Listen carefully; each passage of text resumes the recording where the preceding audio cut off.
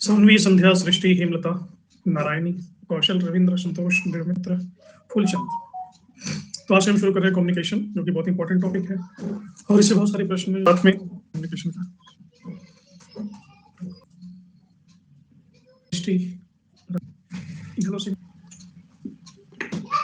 PhD JNU. अपने विचारों को, भावों को एक जगह से दूसरी जगह पहुंचाना, यही पूरे कम्युनिकेशन का मतलब है।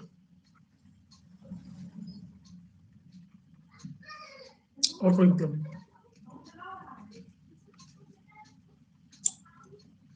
अगर ये ए को पहुंचाना चाहते हैं बी तक कोई भी विचार, मान लो इन्होंने कहा रोज और इन्होंने समझा भी रोज और इन्होंने समझने के बाद इनको बता दिया रोज, फीडबैक दे दिया रोज, तब जाकर के कम्युनिकेशन सफल हुआ। यानी जो संप्रेषक बताता है वही संप्रेषक तक वापस फीडबैक के रूप में मिल जाता है। इसको कहते हैं सफल संचार, सफल संप्रेषण।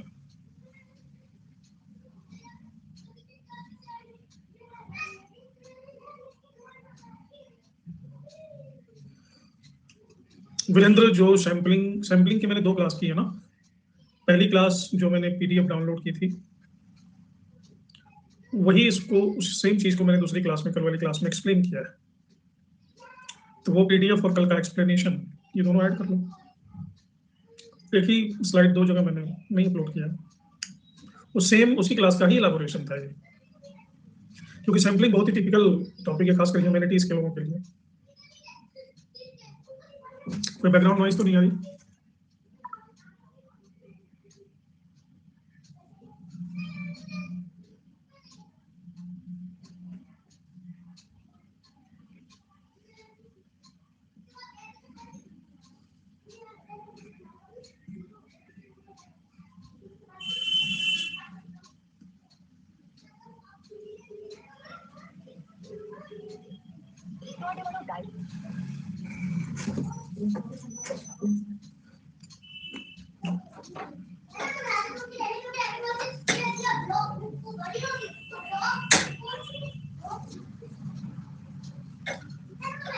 संप्रेषण से मौखिक नहीं होता, से बोल करके नहीं होता, लिख करके भी होता है।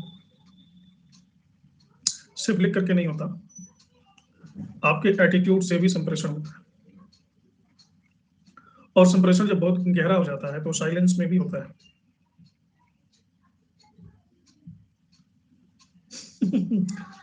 ये हमारा ड्रेस कोड है, ब्लैक, मैन इन ब्लैक।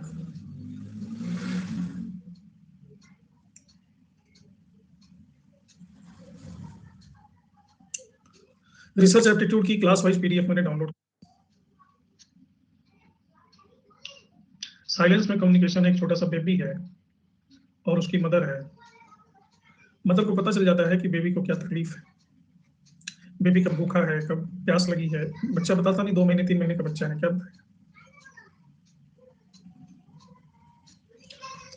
तो ये साइलेंस कम्युनिकेशन है, कम्युनिकेशन इन साइलेंस। या 2 प्रेमी है, एक दूसरे को बहुत गहराई से प्यार करते हैं, लवर्स। जब कोई बहुत ही गहराई से डीपली प्रेम करता है तो अगले को बताना नहीं पड़ता, वो समझ जाता है कि उसका प्रेमी क्या चाहता है, क्योंकि अलग तल पे उनका संबंध स्थापित हो जाता है, हृदय के तल पे, एक दूसरे से, संवेदना के तल पे। हाँ जी, एक क्लास, जो क्लास पढ़ रहे हो उसी दिन उसकी पीडीएफ डाउनलोड कर लो।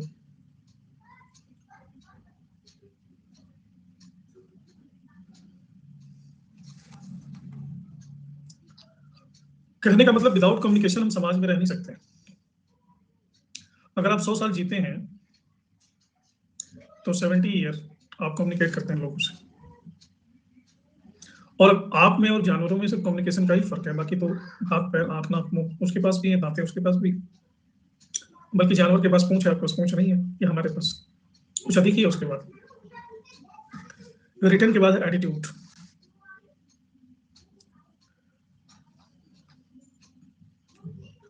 संप्रेषण की उत्पत्ति हुई है लैटिन भाषा के एक शब्द से, उसका नाम है कम्युनिस। कम्युनिस्ट का मतलब होता है सामान्य, यानी कम्युनिकेशन बहुत ही सामान्य घटना है।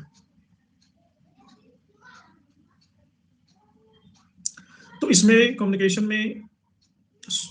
का माध्यम कुछ भी हो सकता है, संकेत, चित्र, प्रतीक, मनोभाव, तथ्य, सूचना, ज्ञान।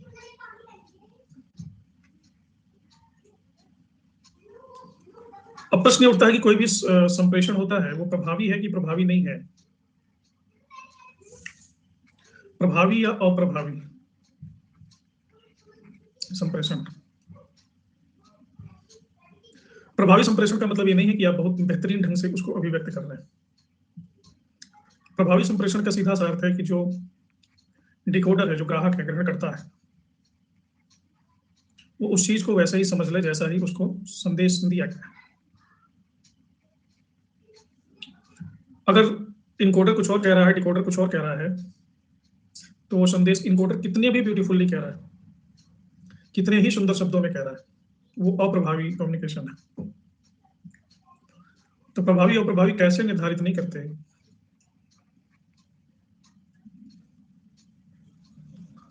डिकोडर की समझ निर्धारित करती है कि संप्रेषण क्या है। हो सकता है कि आप बोलो ही मत और आपकी बात समझ ली जाए, और हो सकता है चिल्ला चिल्ला के बोलते रहो और आपकी बात समझी ही ना जाए। इनकोडर वो होता है जो संदेश देने वाला। जैसे मैं यहाँ पे आपको जो पढ़ा रहा हूँ ना, मैं इनकोडर हूँ, संदेश देने वाला, और संदेश ग्रहण करने वाला होता है डिकोडर। आप यहाँ पे ग्रहण करने वाले हैं, और ऐसा नहीं है कि आप मुझे फीडबैक भी दे रहे हैं। ये जो कमेंट्स आपके आ रहे हैं साइड में, ये फीडबैक है। इसी फीडबैक से ही मुझे पता चल रहा है कि आप मेरी बात को समझ रहे हैं कि नहीं समझ रहे। इसमें स्माइली और वो सारा कुछ लोग ऐसे देते हैं, कुछ लोग ऐसे देते हैं, कुछ लोग ऐसे करते हैं, कुछ लोग आंखों में आंसू वाली स्माइली मारते हैं। ग्रहण करने वाला डिकोडर है और संदेश देने वाला इनकोडर है। तो ये कैसे समझा जाए कि संदेश प्रभावी है कि अप्रभावी है? ये समझने का सिर्फ तरीका है एक मात्र, फीडबैक। फीडबैक यानी इनकोडर जब डिकोडर को कुछ देता है तो वो संदेश है, मैसेज है, और उसी के संदर्भ में जब रिवर्ट बैक करता है डिकोडर इनकोडर को, तो ये फीडबैक है। अगर हम इनकोडर दे रहा है एक्स नाम की कोई चीज है डिकोडर को, और डिकोडर से फीडबैक आ रहा है वाई, तो ये संदेश प्रभावी हुआ? नहीं हुआ। इनकोडर अगर डिकोडर को एक्स दे रहा है और फीडबैक एक्स ही आ रहा है, तब संदेश प्रभावी हुआ। इनकोडर अगर डिकोडर को एक्स बोल रहा है और संदेश एक्स वाई जेड तीनों आ रहा है, तो भी संदेश प्रभावी नहीं हुआ, हालांकि इसमें एक्स इंक्लूडेड है, लेकिन फिर भी प्रभावी नहीं हुआ।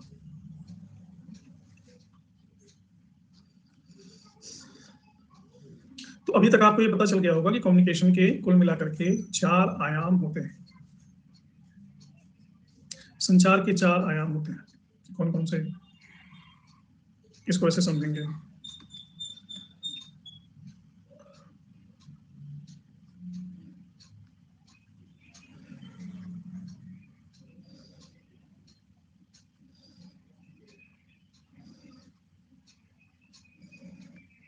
ये है इनकोडर,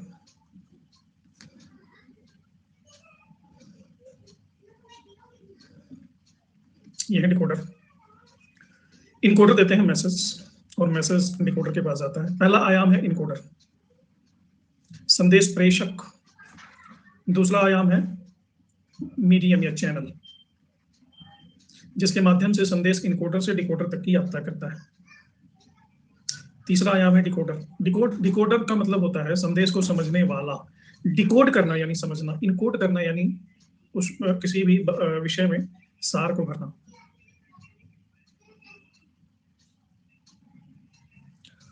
और डिकोडर जो इनकोडर तक वापस करता है संदेश को, उसको क्या कहते हैं?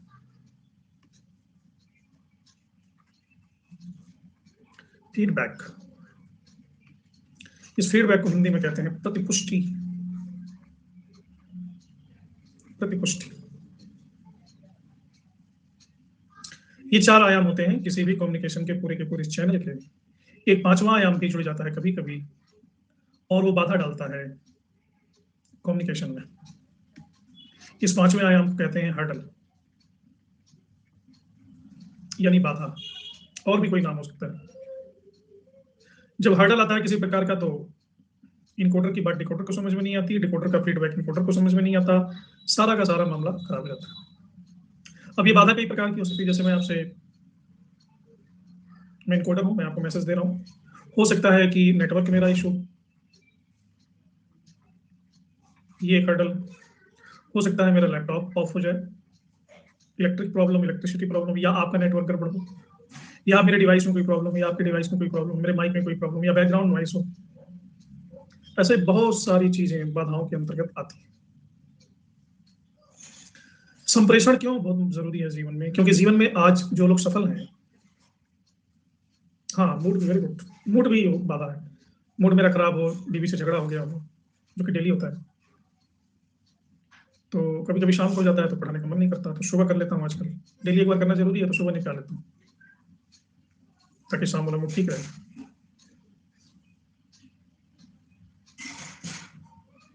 समझ गए? तो ये भी एक बाधा है। लैंग्वेज भी एक बाधा है। बहुत सारे ऐसे लोग भी शिक्षक हैं जिनको बोलने ही नहीं आता। बादशाह बेगम सीता बोलते हैं, मतलब कहीं का कहीं कुछ बोलते हैं, मन में जो है वो व्यक्त नहीं कर पाते। ऐसे लोग भी, मतलब मैं अनअकैडमी की बात नहीं कर रहा, अनअकैडमी में तो सारे बड़े विद्वान लोग हैं। मैं आम ऐसे भी शिक्षकों को आपने स्कूलिंग डेज में या कॉलेज लाइफ में देखा होगा जो बोल ही नहीं पाते। वो भी एक बाधा है। ज्ञान की कमी ये भी एक बाधा है। आत्मविश्वास की कमी ये भी एक बाधा है। कम्युनिकेशन इतना इंपॉर्टेंट है कि दुनिया में जो लोग भी आज सफल हैं, जो लोग भी ऊपर हैं, अनिवार्य रूपेण उनका कम्युनिकेशन स्किल बहुत ही बेहतरीन है, तभी वो सफल है। निर्विवाद रूप से आप कह सकते हो कि ऐसा उदाहरण खोज ही नहीं सकते कि ऐसा व्यक्ति दुनिया में किसी सफलता की सीढ़ी चढ़ा है जिसका कम्युनिकेशन स्किल वीक है। ऐसा हो ही नहीं सकता, इम्पॉसिबल। ये सफलता का पर्यायवाची है। और ये इंफॉर्मेशन टेक्नोलॉजी का युग है। आज जितना पैसा इस आईटी कंपनी में है ना, कम्युनिकेशन वाली कंपनी में, information technology is all about communication, nothing else. जितना धन इसमें है उतना धन किसी में नहीं।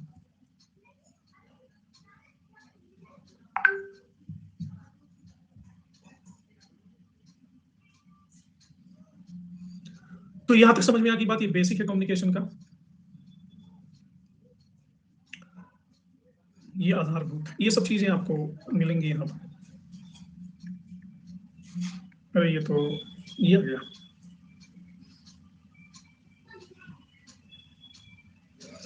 जब शोषण इच्छानुरूप किया जाता है तो इसका अभिप्राय क्या है? सॉरी, ये गलत गलत लिखा हुआ है। जब संप्रेषण इच्छा अनुरूप किया जाता है। चलिए, प्रश्नों को हम बाद में लेंगे। ये गलत स्लाइड अपलोड हो गया है, 1 मिनट जरा होल्ड कीजिए। ये क्वेश्चन आंसर अपलोड हो गया है।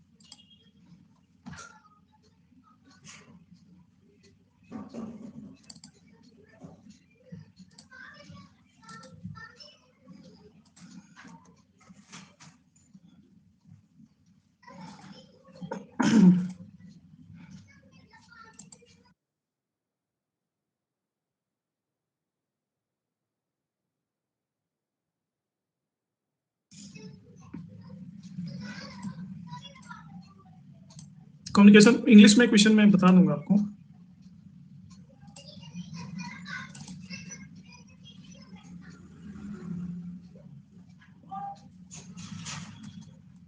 बिपिन रावत जी का एक्सीडेंट हो गया एयर क्रैश में।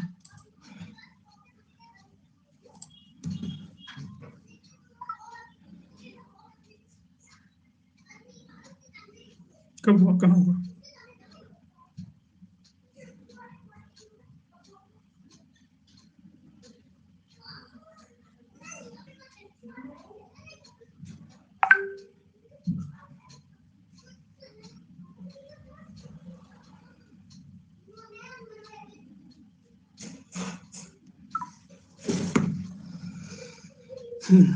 तो ये जो मैंने आपको कम्युनिकेशन के बारे में बताया, ये सब यहाँ पे दिया हुआ है।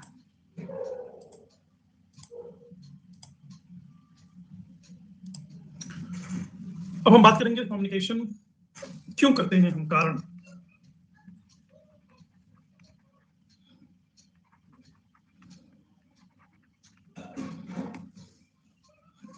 कम्युनिकेशन की आवश्यकता क्या है इंसान को, मनुष्य को? कल्पना कीजिए आप ट्रेन में गए हैं और उस ट्रेन में कोई किसी से बात नहीं कर रहा है। ट्रेन के डिब्बे में आप बैठे हैं, उस बोगी में 5-6 लोग हैं, मतलब स्लीपर है वो, और 3-3 बर्थ है, आप बैठे हुए हैं और आप चाहते हैं लोगों से बात करना और कोई आपसे बोल ही नहीं रहा, सभी आपको ऐसे देखे जा रहे हैं। तो आप उस ट्रेन में अपने आप को सेफ महसूस करेंगे?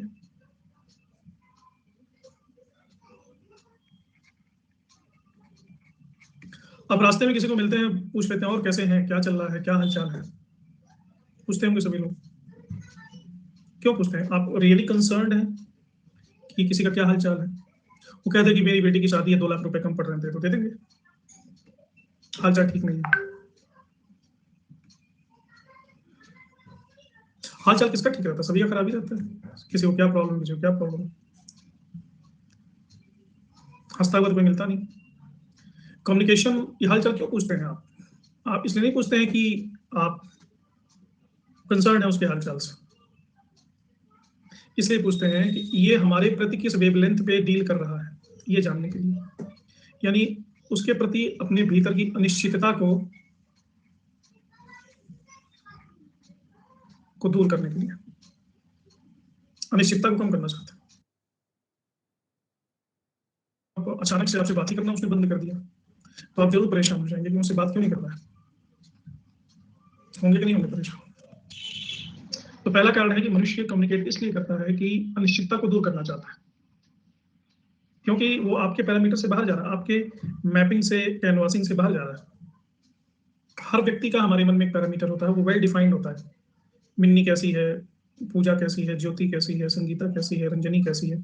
आपके आसपास के लोगों को पता होगा। ये जो कैसी है, इसी को कहते हैं कैरेक्टर। सभी को कैरेक्टर के बारे में सभी को पता होता है। लेकिन अचानक से कोई अजीब सी हरकत करने लगे, साइलेंट हो जाए,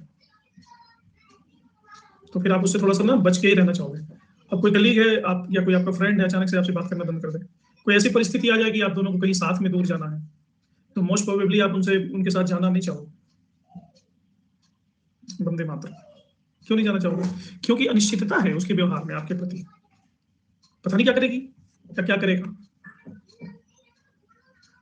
तो कम्युनिकेशन, ये जो हालचाल, hi hello how are you, good morning, good evening, ये वाला जो कम्युनिकेशन होता है ना शुरुआत में, इनिशियल प्रीलिमिनरी, ये अनिश्चितता को दूर करने के लिए होता है। दूसरा कम्युनिकेशन का सबसे ज्यादा इंपॉर्टेंट यूज है शिक्षा के लिए।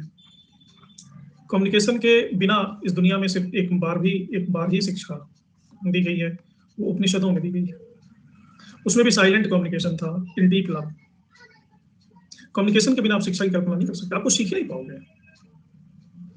आपको पता है लखनऊ में एक रामू नाम का भेड़िया, नर भेड़िया मिला था 1982 में। हुआ ये कि उसके माता पिता किसी जंगल में गए थे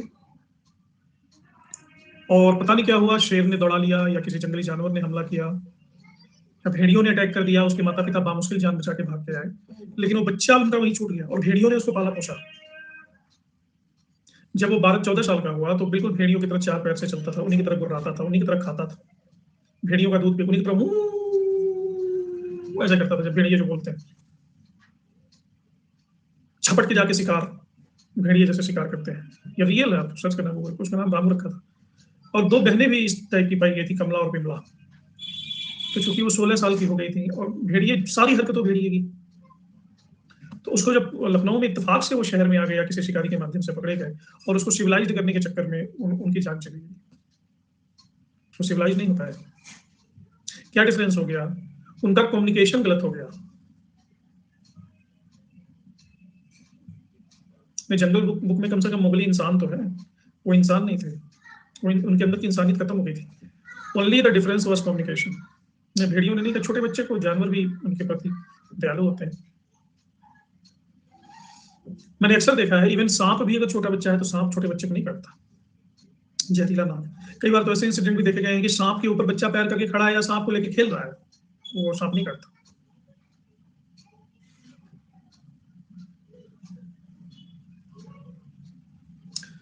ये जो शिक्षा है ना, ये शिक्षा के कॉन्टेक्स्ट में मैं बात कर रहा हूँ। कम्युनिकेशन नहीं होगा तो हम जंगली ही रह जाएंगे, फॉर श्योर।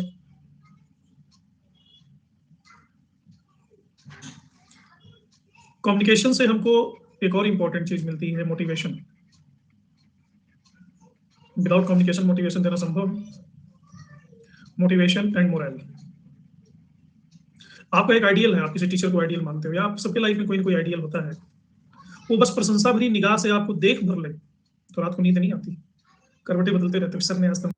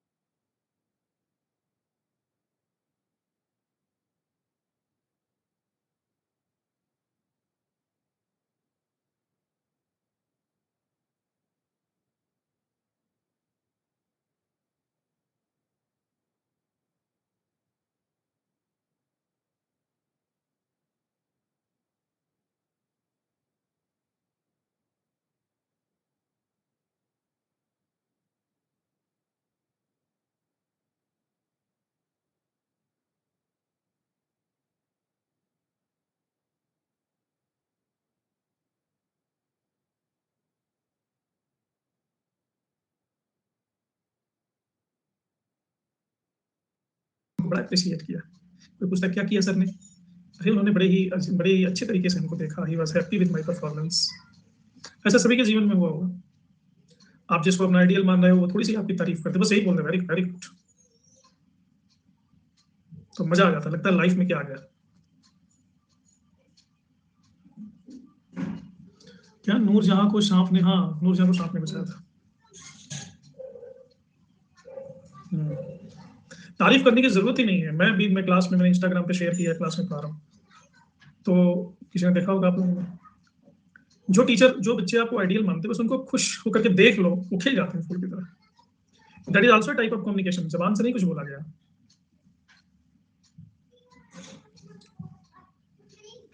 कम्युनिकेशन का एक और प्रयोग होता है कंट्रोल करने में।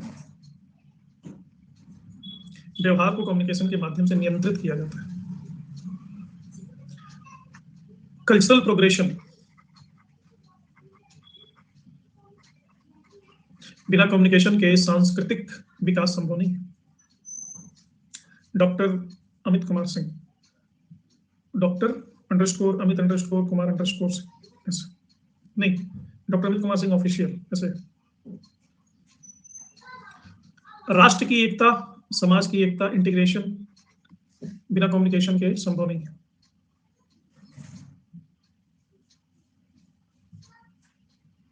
तो कम्युनिकेशन इन सभी चीजों में जरूरी है। देश का निर्माण, समाज का निर्माण, चरित्र का निर्माण, व्यक्ति का निर्माण, शिक्षा, व्यवहार का निर्माण, इन सभी के का बेसिक इंग्रेडिएंट है communication. This is the most important thing in your life.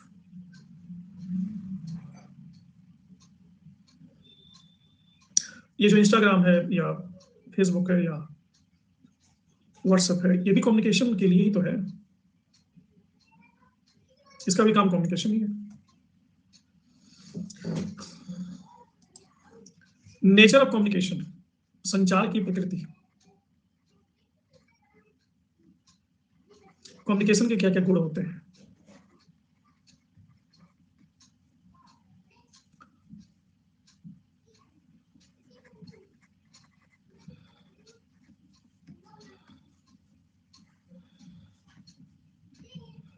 सबसे पहला गुण होता है कम्युनिकेशन का कि ये हमेशा ही डायनेमिक होता है। डायनेमिज्म, हाँ नेचर बात नहीं करता, नेचर आईना दिखाता है। डायनामिज्म मतलब होता है गतिशील। जो आपका भाव रहेगा वही भाव आप नेचर में डाल दोगे। आपके मन में खुशियों के फूल खिले हैं तो आपको बहार दिखेगी। आपके मन में गमों के बादल छाए हुए हैं तो आप फूल कम दिखेंगे, कांटे ज्यादा दिखेंगे। कोई दुखी है, उसको नेचर में ले जाओ तो वो खुश थोड़ी ना हो जाएगा। उसको खिलते हुए फूल देख करके ना कूढ़न होगी कि ये फूल कैसे रहा। एक मैंने कुतनून एंड हैदर, एक बहुत बड़ी नॉवलिस्ट हैं, इतिहासकार हैं, उनकी एक कहानी पढ़ी थी जब मैं बहुत छोटा था। वो अपनी बेटी को बहुत प्यार करती थी, कुतनून एंड हैदर। कुछ मतलब जिंदगी का सहारा उनकी बेटी थी। कुछ हुआ कि उनकी बेटी की डेथ हो गई और उसके बाद वो टूट गई औरत। तो उसको मन बहलाने के लिए उसके जो नियर्स एंड डियर्स थे उसको कभी स्विट्जरलैंड ले जाते, कभी शिमला ले जाते, कोई हंसता तो देख करके उसने ऐसा लिखा है कि कोई हंसता तो मैं देख करके ये सोचती कि ये हंस कैसे सकता है, मेरे साथ इतनी गलत बात हुई है और ये हंस कैसे सकता है। कोई फूल खिलता तो मैं ये सोचती कि मेरे साथ इतनी गलत घटना हुई है, फूल खिलता कैसे, फूल खिल क्यों रहा है। तो प्रकृति आपके अंदर के मनोभावों को ही उजागर करती है। तो पहला नेचर है इसका गतिशीलता। हाँ दीक्षा, सभी ने कभी कभी रियलाइज किया ही होगा। कम्युनिकेशन हमेशा डायनेमिक होता है, ये नहीं कि आप कमरे में आप भी सोए हो और आपका मित्र भी सोया है और कम्युनिकेशन हो रही है, आप भी स्नोरिंग कर रहे हो, भी स्नोरिंग कर, ऐसा नहीं होगा। दो मुर्दों के बीच, दो मशीनों के बीच कम्युनिकेशन नहीं होता। ये गतिशील प्रक्रिया है, सूचना का आदान प्रदान होना ही चाहिए। लेकिन मैंने एक जगह देखा कि सोने में भी कम्युनिकेशन चल रहा है। कानपुर से मैं लखनऊ जा रहा था ट्रेन में, रात का सफर था, बहुत पहले की बात, लगभग 15 साल पहले की बात। एसी कंपार्टमेंट था, तो मैं सोया तो दो, मतलब सेकंड एसी था। एक भाई साहब मेरे ऊपर सोए थे, एक भाई साहब मेरे बगल में सोए थे, मैं नीचे सोया था बर्थ पे। जैसे थोड़ी रात गहराई, ट्रेन ने स्पीड पकड़ी, वैसे उनके खर्राटे शुरू हुए ऊपर वालों के। उसके बाद मैं कहा बड़ी मुश्किल हुई अब तो, फिर इनके भी शुरू हो गए, बगल वाले के। और जो जुगलबंदी हुई, वो 20 डेसिबल मारता तो ये 30 मारता, ये 30 मारता तो 40 मारता। रात भर में बैठा रहा कान में उंगली डाल के, मुझे नींद ही ना है। उसका धीमे हो जाता तो इसका भी धीमे हो जाता, इसका तेज होता तो मतलब इसका डबल डोज हो देता। दोनों में जैसे कव्वालों में जुगलबंदी होती है ना, मैंने कहा ये देखो, ये भी कम्युनिकेशन हो रहा है, नींद में कम्युनिकेशन चल रहा है, कॉम्पिटिशन इन खर्राटा।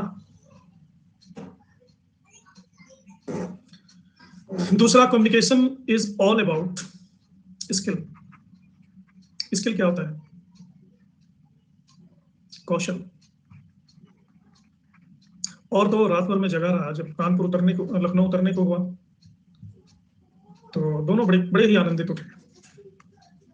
और ऊपर वाले सेठ जी झुक करके मुझसे पूछे कि लखनऊ आ गया? मैंने बोला हाँ जी आ गया। बड़े आनंदित उठे, बोले बड़ी अच्छी नींद आई सर। मैं तो हमेशा एसी में ही टिकट कराता हूँ, रिजर्वेशन कराता हूँ, सेकंड एसी में बड़ी बड़ी अच्छी नींद आती।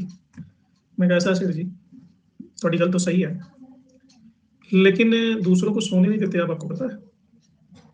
कभी शेर की तरह दहाड़ते हो, कभी भैंस की तरह गुर्राते हो, हमारी तो आप लोगों ने नींद ही उड़ा दी। वो खर्राटे, वो खर्राटे। कहा जी सोने में कहाँ पता चलता है क्या चल रहा है, हम कहा दूसरों को पता चलता है भाई। और मैं आपको एक फ्री में सजेशन देना चाहूंगा। उसने बोला क्या? इधर आप फर्स्ट क्लास एसी में टिकट कराइए, जहाँ अकेले तनहा रात बिताइए, और आप स्लीपर में कराइए, जहाँ ऑलरेडी इतना शोर होता है कि आपको खर्राटा सुनाई नहीं देगा। प्लीज सेकंड एसी में ना कराओ।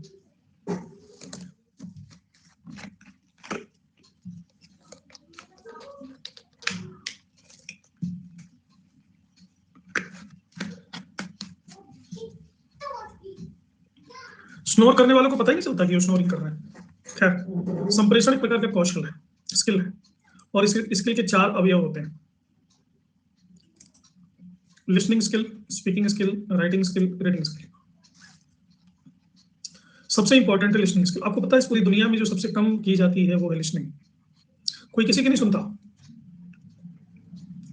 पहले मैं सोचता था कि ये बात बिल्कुल गलत है, ऐसा तो हो ही नहीं सकता किसी की नहीं सुनता, मैं पढ़ाता हूँ बड़े गौर से सुनते हैं। तो बाद में पता चला कि नहीं, वो सुनते नहीं है, वो अपनी बारी आने पर क्या बोलेंगे इसकी तैयारी कर रहे होते हैं बीच में। आप लोग सुनते हैं क्योंकि आप लोग पे करके आए हो। अगर किसी से 2-4 लोगों से बात हो रही है ना, तो मैं अगर बोल रहा हूँ तो 1-2-3 बातें सुन लेगा, मेरी सारी बात नहीं सुन रहा है, और वो अपनी बारी आने पे क्या बोलेगा वो सोच रहा है।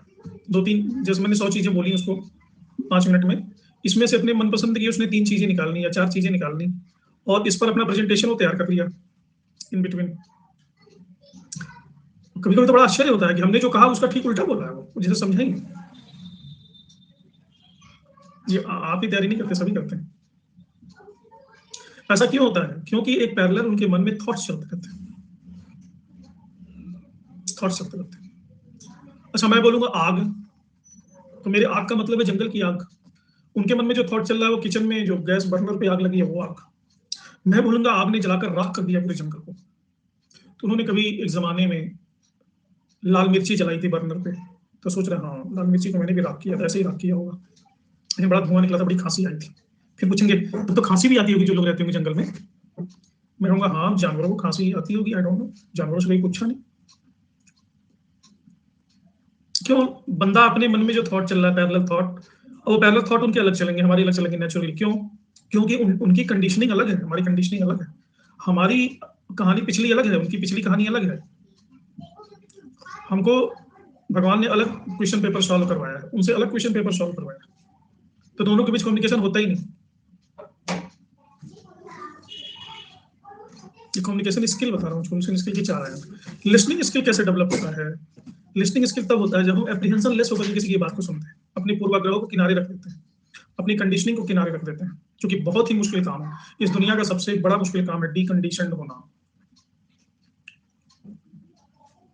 मेरे मन में बना हुआ है कोई पर्टिकुलर कम्युनिटी के लोग अच्छे नहीं होते, अब कोई मुझे बता रहा है उस पर्टिकुलर कम्युनिटी के बंदे की तारीफ कर रहा है, मैं पहले से ही मान के बैठा हूँ कि उस पर्टिकुलर कम्युनिटी का वो बंदा अच्छा नहीं होता, उस कम्युनिटी के लोग ही अच्छे नहीं होते, तो उसकी बात एक कान से सुनूंगा, दूसरे कान से निकाल दूंगा, because I am haunted by my own apprehension, my own condition.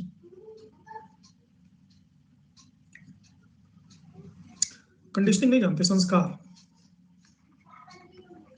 जैसे मान लीजिए आप ब्राह्मण हैं, पंडित, पहली बात तो मैं क्लियर कर दूं, किसी कम्युनिटी पे मैं गलत कमेंट नहीं कर रहा हूं, एक उदाहरण दे रहा हूं। तो पंडित, आपको बचपन से सिखाया गया है कि ब्रह्म मुहूर्त में 5 बजे आप उठ जाइए, ब्रह्मा जी का मुहूर्त है और 5 बजे सोना पाप है, ठीक है? बचपन से आप 5 बजे उठते रहे, कल को आप गए जेएनयू में, आपका सिलेक्शन हो गया, पीएचडी करने गए, हॉस्टल में रह रहे हैं, आपके साथ कोई और क्रिश्चियन आ गया, अब वो भाई साहब रात को सुबह सोते हैं, रात भर नाइट लाइफ जीते हैं, कैंपस लाइफ, सुबह सोते हैं और उठते हैं रात को, शाम को 5 बजे उठते हैं, न लंच करते हैं, न डिनर करते हैं, न कुछ करते हैं। तो आप कंडीशन है कि जो 5 बजे सोता है वो गलत करता है, लेकिन ये भाई साहब 5 बजे ही सोने जाते हैं सुबह। अब इनके मन में बिना किसी के भड़काए आपके मन में ख्याल आ जाएगा कि ये जो भाई साहब हैं मिस्टर जॉनसन एंड जॉनसन, ये बहुत बड़े पापी हैं, because of conclusion drawn by your own condition. मैंने वहीं से पीएचडी किया है और मेरे साथ ऐसी घटना घट चुकी, इसलिए मैं आपको ये उदाहरण दे रहा हूँ, समझ गया? ये कंडीशनिंग, कंडीशनिंग के अकॉर्डिंग हम सोचते हैं अपने में। हाँ प्रिया प्रसाद, लिसनिंग स्किल उसको कहते हैं जो अपने कंडीशन, जो इतनी सहिष्णुता दिखाता है कि अगले की बात को बिना अपने प्रिजुडिसेस को सामने लाए समझ सके। स्पीकिंग स्किल क्या है? रोबोट की तरह नहीं बोलना है। हम भी गांव में ही पढ़े भाई, वो तो इत्तेफाक से वहां चला गया, उसके पहले गांव में ही थे। हाँ सब इंग्लिश में, वहाँ हिंदी का नाम निशान है। स्पीकिंग स्किल का मतलब ये होता है मोनोलॉग नहीं करना, मोनोलॉग डायलॉग करना है, मैं कुछ और बोल रहा हूँ, अगला कुछ और बोल रहा है, कुछ समझ में नहीं आ रहा है। अगर आपकी लिसनिंग स्किल अच्छी है तभी स्पीकिंग स्किल अच्छी होगी। स्पीकिंग स्किल में भाषा का ज्ञान और भाषा के प्रवाह का ज्ञान ये बहुत ही महत्व रखता है, लेकिन कुछ लोग कंफ्यूज ये कर जाते हैं कि स्पीकिंग स्किल का मतलब ये है कि कठिन शब्दों का प्रयोग, जबकि कठिन शब्दों का प्रयोग स्पीकिंग स्किल में बाधक। जितने भी बड़े ही बेहतरीन स्पीकर हुए हैं इतिहास के, चाहे वो कबीर हो, रहीम हो, उन्होंने आप बुद्ध हो, महावीर हो, हाईली क्वालिफाइड थे, संस्कृत जानते थे, लेकिन आम जनता की लैंग्वेज में ही उन्होंने उपदेश दिए। तो विद्वता का प्रदर्शन स्पीकिंग में नहीं करना चाहिए, स्पीकिंग में भाव का प्रदर्शन होना चाहिए, भाव, यह भावपूर्ण हो।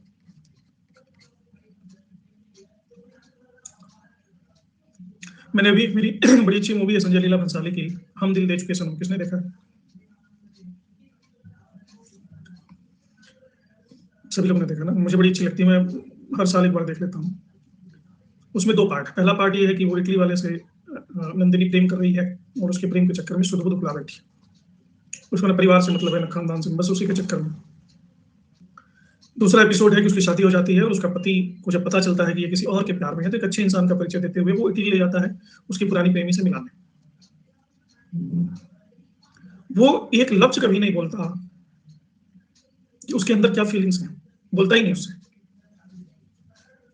लेकिन वहां उसके भाव से वो कभी कन्विंस करने की कोशिश करता है, ना पार्टी बदलने की कोशिश करता है, ना उसके मन में विद्वेष लाने की कोशिश करता है उसके प्रेमी के प्रति, बल्कि मिलाने को ही तत्पर रहता है, लेकिन उसके भाव से उसकी सोच बदल जाती है नंदिनी की, और अंततोगत्वा वो पुराने प्रेमी को छोड़ करके वो अपने पति के साथ ही आ जाती है फुल फ्लेजेड, और कहती है कि तुमने तो प्यार करना सिखाया है, लेकिन मेरे पति ने प्यार में जो सेक्रीफाइस होता है वो सिखाया है, प्यार निभाना सिखाया है। अच्छा, इसकी ब्यूटी क्या है, इस फिल्म की ब्यूटी क्या है? इसमें डायलॉग्स बहुत नहीं है, बिल्कुल भी नहीं, बहुत कम, बड़े सिंपल सिंपल डायलॉग्स, लेकिन कम्युनिकेशन बम्पर है, overloaded. Without dialogue at the level of emotion communication खूब है, from the eyes, from attitude, from incidents, छोटी छोटी बातों की। तो कम्युनिकेशन कोई जरूरी नहीं है बोल के ही होता है, नहीं, बोलने में अगर आपकी भावना शामिल है तो कम्युनिकेशन बेहतरीन होता है। जैसे मैं पढ़ाता हूं तो मैं कोशिश करता हूं कि मैं उसमें अपने भाव को भी उड़ेल लूं। आप जो लोग मेरे रेगुलर स्टूडेंट हैं उनको पता भी चलता होगा कि मैं भावपूर्ण ढंग से पढ़ाने की कोशिश करता हूँ। भाव बहुत कुछ आपको बता देती है। जहां भाव है वहां शब्दों की बहुत ज्यादा जरूरत नहीं है, और जहां भाव नहीं है वहां 50,000 शब्द डाल दो वो भी प्रभावी नहीं है। तो आप क्लास में पढ़ा रहे हैं, कल को प्रोफेसर बनेंगे, टीचिंग करेंगे, तो वहां आपका दिल भी रहना चाहिए ना, भावना भी होनी चाहिए। भाव से पढ़ाइए, फील करके पढ़ाइए, विद फीलिंग। ये स्पीकिंग स्किल का की जान है। राइटिंग स्किल क्या होता है? लिखना, लेखन की कला। ये भी एक स्किल है, कम शब्दों में अधिक से अधिक शुद्धतम बात कह जाना, और भाषा हमेशा प्रभावपूर्ण होनी चाहिए, प्रभावपूर्ण भाषा होनी चाहिए। ये राइटिंग स्किल के अंतर्गत आता है। सहज होनी चाहिए, सहज समझते हो ना, जिसमें एक फ्लो हो।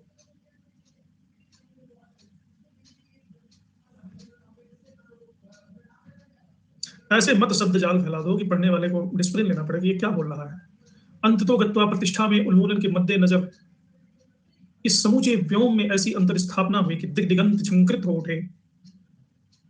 एक भी लाइन समझ में नहीं है बोल क्या रहा है, लेकिन ये समझ में आ रहा है कि बहुत बड़ी बात कर रहा है। तड़ित झंझावात के ठीक पूर्व सहसा जल प्रवाह से समूचा वन प्रांतर जल निमग्न होते ही वन्य जीवों ने चीत्कार करना शुरू किया, और ऐसा प्रतीत हुआ जैसे यमराज की आहट की धुन से स्वयं देवराज इंद्र और एरावत के प्राण बिंदु में कंपन और झंकार होने लगा। इस प्रकार के शब्द जाल, अब अमूमन उस प्रकार के शब्द जाल वही यूज करते हैं जिनके पास कंटेंट नहीं होता, वो कंटेनर को मोटा दिखाते हैं। जैसे अंग्रेजों ने एक कॉन्सेप्ट दिया ना, अंग्रेज भारत में, तो उन्होंने क्या कॉन्सेप्ट दिया? Drawing room. ड्राइंग रूम पहले भारत में नहीं होता था, आपको पता है? प्रभावी आंसर राइटिंग में मैंने क्लास लिया हुआ।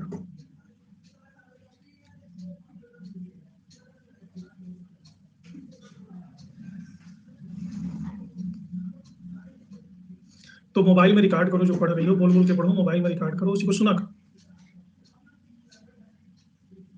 मैं क्या कह रहा था अभी? Writing skill. इसके बाद आता है ड्राइंग रूम। ड्राइंग रूम क्या कॉन्सेप्ट है कि घर की स्थिति चाहे जो हो, कोई गेस्ट आता है तो ड्राइंग रूम में बिठाते हैं, और ड्राइंग रूम में सारा अपना बढ़िया बढ़िया चीजें लगाते हैं, अच्छा पर्दा, अच्छा सीनरी, अच्छी घड़ी, हाँ, गुलदस्ते वगैरह लगा के सुंदर सोफा वगैरह डाल के रखे रहते हैं, दिखाने के दांत। घर में किसी घुसने नहीं देते, बाहर की तरफ ड्राइंग रूम होता है, गेस्ट वहीं आएगा, चाय पानी पिएगा जाएगा। ड्राइंग रूम में कोई आके देखेगा तो पता चलेगा कि हाँ, बड़े अमीर आदमी है, तो क्या सोफा था, क्या ड्राई फ्रूट्स थे, क्या थे। भारत की व्यवस्था क्या थी ना, जो गेस्ट आता था उसके लिए बरामदा होता था, बरांडा। हाँ, धारा प्रवाह प्रवाह कौन, एक ड्राइंग रूम नहीं होता था भारत में, बैठ के बरामदा, और बरामदा ओपन होता था, कोई दीवार में वो सीनरी फोटो वगैरह नहीं, ओपन होता था। गेस्ट आते थे, बरामदे में बैठते थे, मेहमान खाना होता था। गेस्ट रूम तो गेस्ट रूम वैसा ही होता था जैसा नॉर्मली बेडरूम होता था, अभी भी गांव में होता है। राइटिंग स्किल पे मैं बात कर रहा हूँ, दिखावटी नहीं होनी चाहिए, दिखावा नहीं। If you have content then definitely it will be shown.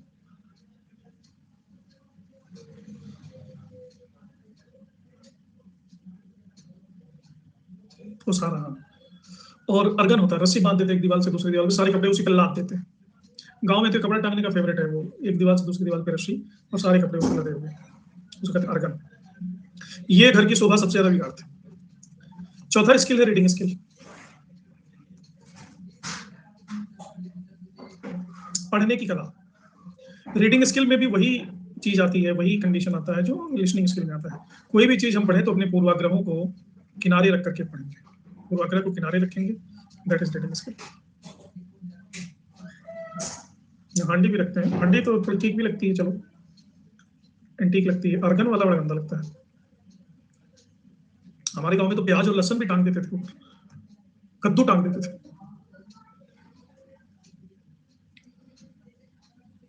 मैं दोस्तों को लाता नहीं था अपने गांव वाले घर में, हमारे सारे दोस्त अमीर, एक नहीं गरीब था।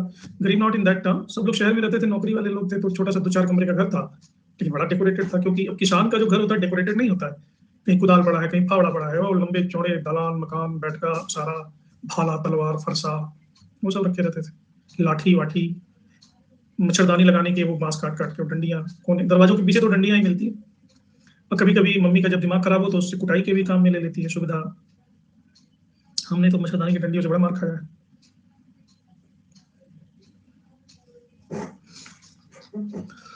तो ये कौशल, चारों कौशल समझ में आ गया आपको?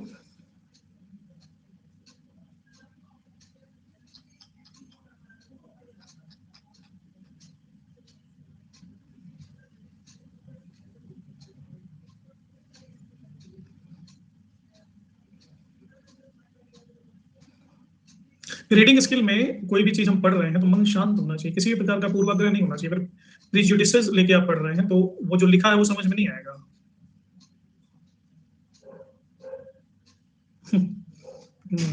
नाम तुम्हारा पूजा है, बच्चों को डराती हो? नहीं, बच्चे तो, मेरे भी बच्चे बड़े शरारती हो गए हैं। मेरा छोटा सा बालक है, मुझ पर प्रहार भी करने लगा है। जब उसको मोबाइल देखने से रोकते हैं तो मुझ पर अटैक कर देता है।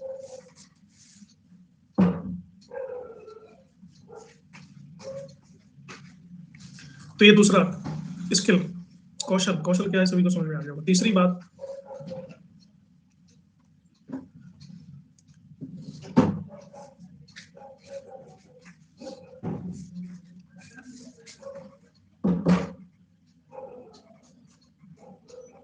एल परवेश कहता है कि मुझे गुस्सा आने लगा है पापा, अब तुम बेहतर है यहाँ से चले जाओ। अभी 3-4 साल का हुआ है, 3 साल का। मुझे बताता है मेरे लिए क्या बेहतर है। ये क्या होता है एल परवेशिव?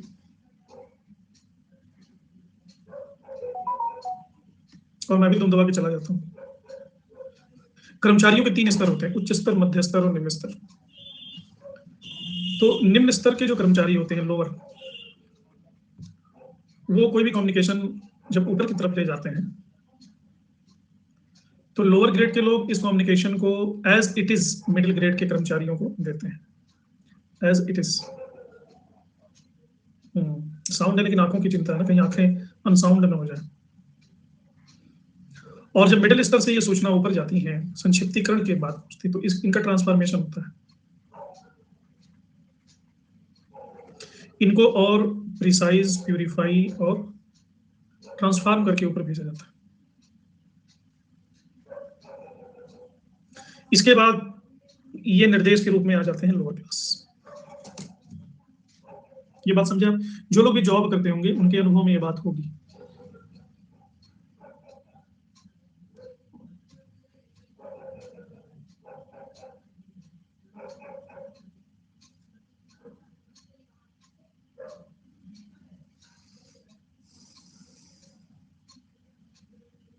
इसको कहते हैं ऑल परवेसिव,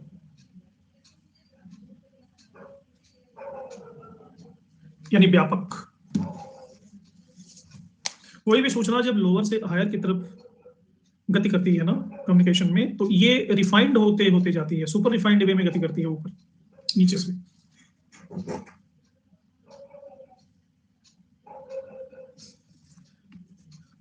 चौथी प्रवृत्ति इसकी ये है कि without feedback communication is zero, feedback is mandatory. आप कहिए कि मैंने कम्युनिकेट कर दिया और फीडबैक मुझे मिला ही नहीं तो बेकार। जैसे मान लीजिए लोअर क्लास का जो एम्प्लॉय है वो मिडिल क्लास के एम्प्लॉय को इन्फॉर्मेशन एज इट इज दे देता है। मिडिल क्लास का एम्प्लॉय लेकिन जब अपर क्लास को इन्फॉर्मेशन देता है तो वो ट्रांसफॉर्म वे में देता है, ट्रांसफॉर्म, रूपांतरित, थोड़ा प्रिसाइज करके, सजा के, संवार के ऐसे देता है।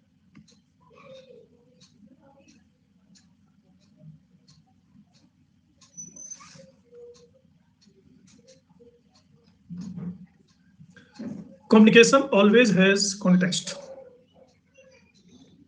कम्युनिकेशन में कॉन्टेक्स्ट होना ही चाहिए और मैनर होना चाहिए।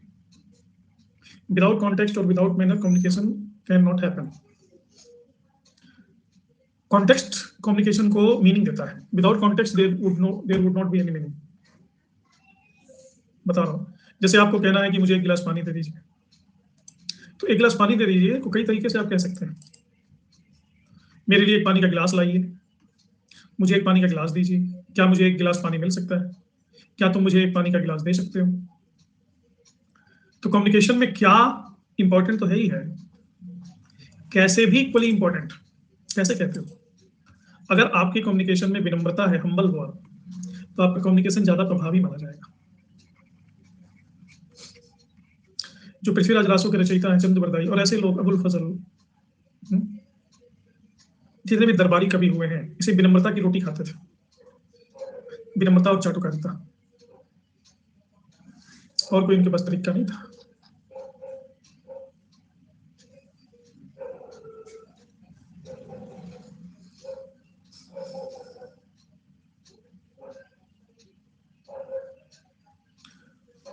संप्रेषण में एक और चीज को ध्यान में रखा जाएगा,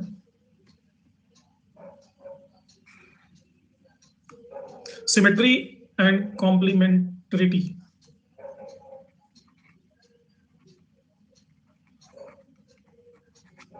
सिमेट्री क्या होता है, दो कम्युनिकेटर हैं, दोनों आपस में बहुत अच्छे कम्युनिकेटर हैं, ये सिमेट्री है। जैसे दो स्टूडेंट मान लो हैं और दोनों मैथ्स में बहुत अच्छे हैं, इनके बीच भी बहुत अच्छा कम्युनिकेशन होगा क्योंकि दोनों एक दूसरे की भाषा को समझेंगे। दूसरा गुण है कॉम्प्लीमेंटैरिटी। ये क्या होता है, दो लोग हैं, इसमें एक तो मैथ में अच्छा है लेकिन इंग्लिश में कमजोर है, और दूसरा इंग्लिश में अच्छा है मैथ में कमजोर है। ये दोनों भी अच्छे कम्युनिकेटर बनेंगे क्योंकि एक दूसरे को कॉम्प्लीमेंट कर सकते हैं। इंग्लिश वाला मैथ वाले को इंग्लिश समझा देगा, मैथ वाला इंग्लिश वाले को मैथ समझा देगा। तो इनका कम्युनिकेशन भी अभाव के बावजूद भी प्रशंसनीय होगा, एक दूसरे की कमियों की पूर्ति कर सकते हैं। समझ गए। मैंने बताया कि कम्युनिकेशन को हमेशा ही एक कॉन्टेक्स्ट होना चाहिए। Context mandatory, without context communication is not possible. और ये कॉन्टेक्स्ट चार प्रकार के होते हैं। इन कॉन्टेक्स्ट पर रिसर्च किया है बैट्सन ने। बैट्सन एक कौन कौन से कॉन्टेक्स्ट, फिजिकल, सोशल, साइकोलॉजिकल और टेम्पोरल। फिजिकल कॉन्टेक्स्ट, जहां पर संप्रेषण हो रहा है। अब आप दिल्ली होकर के दौलता की बात नहीं कर सकते, ये तो आपको पागल घोषित कर दिया जाएगा। कोई प्रेजेंटेशन दे रहा हो, this Windows 11 is very handy for laptop user, और बीच में बोलने लगा आओ तुम्हें चांद पे ले जाएंगे, तो उसकी नौकरी गई। जहां पर वो फिजिकल कॉन्टेक्स्ट, वहीं की बात करना है। सोशल कॉन्टेक्स्ट, सामाजिक संदर्भ। सामाजिक संदर्भ में ही अर्थ अंतर्निहित रहता है, संदेश का क्या अर्थ लिया जाएगा, ये सामाजिक संदर्भ पे ही निर्भर करता है।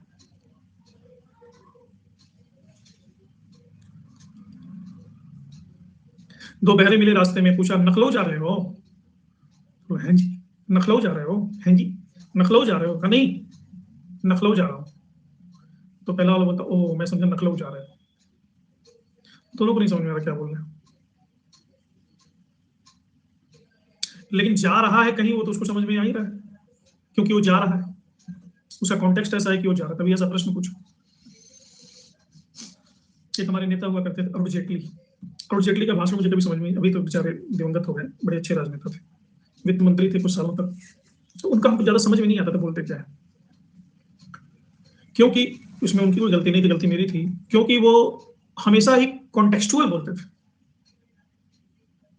रेपो रेट, जो इकोनॉमिक्स समझते हैं, रिवर्स रेपो रेट, इन्फ्लेशन, मतलब उसमें वित्त मंत्री वाली ही भाषा का प्रयोग करते थे। अच्छा ये तो नहीं पता कि जज को भी ले आती थी। तो मुझे समझ में नहीं आता बोलते क्या, नॉर्मल इंटरव्यू देते थे, टीवी पे आते थे, भाषण देते थे, लोग पूछते थे महंगाई बढ़ रही है, इसको कैसे कम करेंगे, with due respect I am speaking about him because वो अभी स्वर्ग में है। तो वो कहते थे कि देखिए रिवर्स रेपो रेट में जो इन्फ्लेशन का जो फिक्स रेट था वो 3.27 हो गया और वहां से वो थोड़ा सा इंक्रीमेंट किया है, लेकिन जो 2002 में जो हमारा रेशियो था उससे बहुत ज्यादा इंक्रीमेंट नहीं हुआ है। 2002 में जो रिवर्स रेपो रेट था वो 6.43 था और अभी बस थोड़ा सा ही डिफरेंस आया, 6.47 हो गया है। तो महंगाई कैसे बढ़ी? उनकी बात टेक्निकली सही होगी, लेकिन हम हिस्ट्री वाले क्या समझेंगे? तो ये सोशल कॉन्टेक्स्ट है। तो उनका जो पैरामीटर है, उनका जो दायरा है वो इकोनॉमिस्ट का है, वहां फाइनेंस मिनिस्टर है, वो अपनी टेक्निकलिटी से बोल रहा है। तो सोशल कॉन्टेक्स्ट में साइकोलॉजिकल कॉन्टेक्स्ट इसी तरह से होता है। सोशल कॉन्टेक्स्ट एक उदाहरण है कि आप किसी से शादी पार्टी में मिलकर किसी की शादी हो रही है, तो वहां पे औपचारिक बातें नहीं होंगी, अनौपचारिक बातें होंगी। और शर्मा जी कैसे हैं? हाँ जी वर्मा जी ठीक है। और बेटे का क्या हुआ, एडमिशन हो गया? हाँ तो आईआईटी में चला गया। अच्छा मेरा भी बेटा पीएमटी में चला गया, वेरी गुड, दोनों नाम रोशन करेंगे, अरे मोटी कमाई होगी आपकी, तो इंजीनियर बन के आएगा। तो आपका कौन सा? डॉक्टर भी तो आजकल लूट रहे हैं। ये बात खत्म होगी। ऑफिस में ये दोनों लोग मिलेंगे तो ऐसे थोड़ी ना कह देंगे कि लूटेंगे। ये लाइट वेट मतलब चलता है बातचीत। शादी एक सोशल कॉन्टेक्स्ट में बात हो रही है, ऑफिस में आप इस तरह से बात नहीं कर सकते।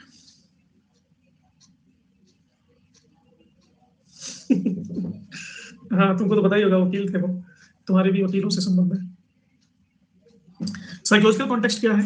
औपचारिक और अनौपचारिक मित्रता, पर्यावरण, इन सब चीजों को ये संदर्भित करता है। अब जैसे आपका मूड खराब है तो कम्युनिकेशन कतई अच्छा नहीं हो सकता, ऐसा हो ही नहीं सकता। मूड अच्छा है तो कम्युनिकेशन खराब हो, ऐसा भी नहीं हो सकता। इस दुनिया में सबसे टफ जॉब, जब कपिल शर्मा शो में देखता हूँ, मैं सोचता हूँ इस बंदे का मूड हमेशा ही अच्छा कैसे है पूरे 1 घंटे तक। 1 घंटे बड़ी ही लाइट मूड में वो बात करता है। The most tough job is हंसाना, और हर एक लाइन में हंसाना, हर एक लाइन में से कमेंट करना कि हंस रहे लोग। How you can control your mood और how you can remain all the time in that lighter zone where you can observe that laughter angle in incidents, बड़ा मुश्किल काम है। अदालतों में देखिए जज लोगों को विग लगा देते हैं, लंबे लंबे बालों वाले, लगता है कि कोई बड़ी गंभीर काम करने वाले हैं, साधारण काम तो करेंगे ही नहीं। अब विग ऐसा लुक देता है।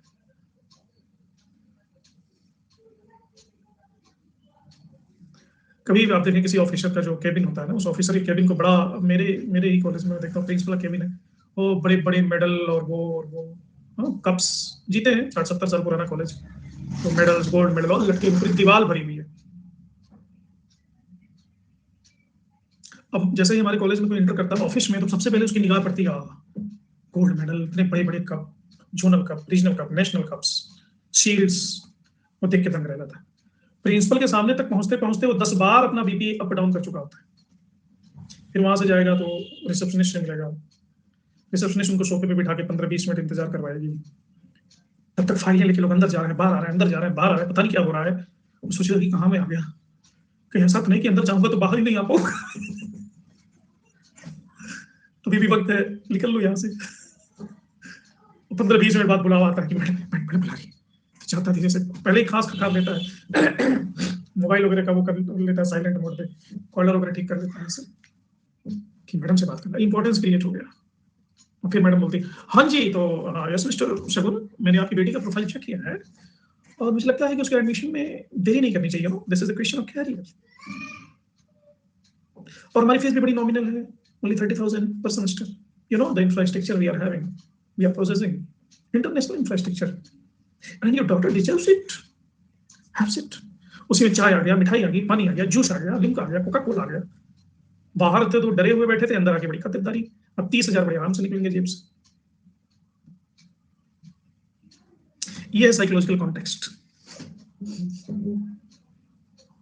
और इसका उपयोग होता है बड़े स्तर पर।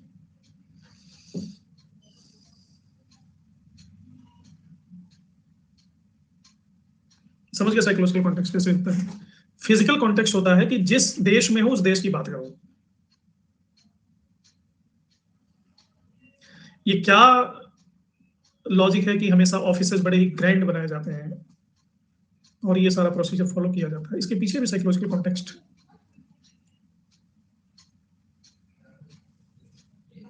टेम्पोरल कॉन्टेक्स्ट डिपेंड करता है आपके टेम्परामेंट पर। टेम्परामेंट समझते हो ना, मूड पर। इंसान अपने मूड का बहुत बड़ा गुलाम है, और हमारा मूड बहुत सारे कारणों से बदलता है। उसमें सबसे बड़ा कारण है समय। आप अपने आप को ऑब्जर्व करेंगे, दिन के किसी हिस्से में निश्चित रूप से आपका मूड खराब रहता है, और दिन के किसी हिस्से में या रात के किसी हिस्से में निश्चित रूप से आपका मूड अच्छा होता है, और डेली आपका मूड उसी टाइम खराब होता है, चाहे जो कंडीशन हो। जैसे मेरा मूड, मैं अपना आपको ऑब्जर्व करता हूँ, मेरा मूड सुबह 10 बजे से लेकर के 1 बजे तक खराब रहता है। अकारण ही ऐसा ही बायोलॉजिकल साइकिल है। सुबह सुबह नॉर्मली हमारा मूड अच्छा होता है, लेकिन बहुत सारे लोग हैं जिनका सुबह भी खराब होता है। जो लेट नाइट सोते हैं उनका सुबह भी खराब होता है। जो अर्ली इन द मॉर्निंग ब्रह्म मुहूर्त में उठते हैं, ब्रह्म मुहूर्त में उठने का सबसे बड़ा फायदा क्या आपको पता है? सुबह सूरज निकलने के पहले जो सबसे पहले उठ जाते हैं, उनका टेम्परामेंट उनके कंट्रोल में आता है। ये 4 दिन उठने से नहीं होगा। अगर आप 1-2 महीने से कंटिन्यू करते हो, धीरे धीरे आपको अपने मूड पर कमांड आ जाएगा। क्यों कमांड आ जाएगा? जब पूरा अस्तित्व, पूरी कायनात सुबह जग रही है, उसमें आप सो रहे हो, तो आपका मन धीरे धीरे संवेदनहीन होने लगता है। संवेदना आपकी मर जाती है। फूल खिल रहे हैं, चिड़िया जग गई, पौधे जग गए, पेड़ जग गए, सूरज निकल गया, ऑक्सीजन निकलने लगा, पशु पक्षी जग गए, सारा इंसान जग गया, दूध वाला जग गया, भैंस ने दूध दे दिया, सब कुछ हो गया। अभी आप खराटे मार रहे हो, तो आपकी संवेदना चेंज होती जाएगी, आपका मूड आपके बस में नहीं रह जाएगा, अकारण ही मूड खराब होने लगेगा। इसलिए early to bed and early to rise makes a man healthy wealthy and wise. खैर, सुबह सुबह जो लोग ज्यादा अर्ली उठते हैं, उठ करके थोड़ा भगवान को याद कर लिया, प्राणायाम कर लिया, योगा कर लिया, 10 सूर्य नमस्कार कर लिए, कुछ अच्छी किताब लेके बैठ गया, पढ़ लिए, चाय पीते पीते। न्यूज़पेपर तो मत पढ़ना, क्रिमिनल की, क्राइम की ऐसी ऐसी खबरें मिलेंगी कि मूड पहले ही खराब हो जाएगा। मोटिवेशनल बुक पढ़ लिया या मोटिवेशनल वीडियो देख लिया। सुबह में नॉर्मली हमारा मूड अच्छा होता है, इसलिए आप देखते हैं भिखारी भी इस बात को समझते हैं, जो बेगर्स हैं वो सुबह सुबह ही हमारे दरवाजे पे दस्तक देते हैं। दोपहर तक आते आते हम व्यवसायी हो जाते हैं पूरी तरह से, शाम रात तक आते आते निढाल हो जाते हैं, थक जाते हैं, मेंटली, फिजिकली, इमोशनली बैलेंस करते करते थक क्यों जाते हैं, बैलेंस करते करते। बॉस क्या सोच रहा है, उसकी नजर में मेरी क्या इमेज है, बच्चे क्या सोच रहे हैं, मेरे खिलाफ कहीं कोई षड्यंत्र तो नहीं चल रहा है, मेरी नौकरी पे कहीं कोई खतरा तो नहीं है, बेटी की पढ़ाई कैसे चल रही, टॉप नहीं करेगी तो वर्मा जी की लड़की डॉक्टर बनेगी, मेरी बेटी डॉक्टर नहीं बनेगी। ऐसे 50 ख्यालात दिमाग में चलते हैं, और हम अपने ही अंतर्द्वंदों से थक जाते हैं शाम तक।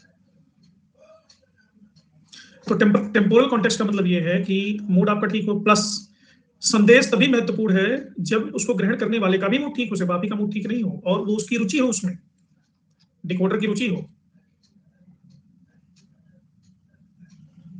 हाँ आदित्य, तो ये चारों कॉन्टेक्स्ट समझ में आ गए? टाइम अभी है जी, 1 मिनट है। Very good. इतने डिटेल में कोई समझाने वाला शायद मुझे नहीं लगता है मिलेगा आपको, आपके जीवन से जोड़ करके। सबसे इंपॉर्टेंट है कॉमन लैंग्वेज। जिसको आप समझा रहे हो उसकी लैंग्वेज, आपकी लैंग्वेज कॉमन होनी चाहिए। तो कॉमन सेंस की बात, आप फारसी बोल रहे हो, उर्दू समझ रहा है, क्या समझेगा? और एक और इंपॉर्टेंट चीज है जेस्चर। आपका जेस्चर ऐसा होना चाहिए कि अगला सफोकेट ना हो जाए। ये नहीं कि अब आप टीचर हो और बच्चों को समझा रहे हो, समझ में आया कि नहीं आया, तुम्हारे भेजे में कुछ नहीं घुस सकता, गोबर भरा हुआ है। गुरुजी फिर क्यों चाट रहे हो 1 घंटे से, जब गोबर ही भरा हुआ है? तो कुछ ऐसे भी मनोवैज्ञानिक अपराधी हैं जो इस तरह का माहौल बना देंगे कि अगला रिलैक्स रह ही नहीं जाएगा। अगला इतना इंपॉर्टेंट, एक हमारे गुरुजी थे, मेरे साथ ये मेरे साथ घटना घटी, मेरा दिमाग चाट रहा है, कह रहे तुम्हारे भेजे में गोबर भरा हुआ, क्यों चाट रहे हो? फिर गोबर भरा हुआ मत चाटो। फिर उन्होंने मुझे दंड दिया, चाल लड़ाता है। इस कम्युनिटी में एक ये बात है कि शिक्षक के हाथ में है कि वो चीजों को सरस बना देता है कि चीजों को जटिल बना देता है। आप भी कल को शिक्षक बनना तो चीजों को सहज बनाना। क्लास में घुसते ही बच्चों को कह दीजिए कि बेटे बेकार की ये सब बिल्कुल ही साधारण बातें, सुनो, सहजता से चीजों को समझाइए, ये स्किल है। तो ये है संचार की प्रकृति के बारे में ये सारी चीजें। Common language, feedback is mandatory, dynamism, symmetry and complementary skills, 5 skill के बारे में हमने बात की, जेस्चर, आल प्रवेशियों के बारे में बात की, और कॉन्टेक्स्ट के बारे में बात की, 5 कॉन्टेक्स्ट के बारे में बात किया। ये सब संचार की प्रकृति है। अब इसके आगे हम कल बात करेंगे। मिलते हैं अगली क्लास में रात 9 बजे। शक, कुषाण, पहलव, हूण जो विदेशी आक्रमणकारी हैं उनके इतिहास को हम पढ़ेंगे, और वो क्लास अभी अटेंड करो, वही इंपॉर्टेंट है। हिस्ट्री तो वो समझ रहे हो कि पुराना वाला मैं नहीं पढ़ा रहा हूँ, ये नया वाला पढ़ा रहा हूँ। ठीक है, चलिए बाय बाय।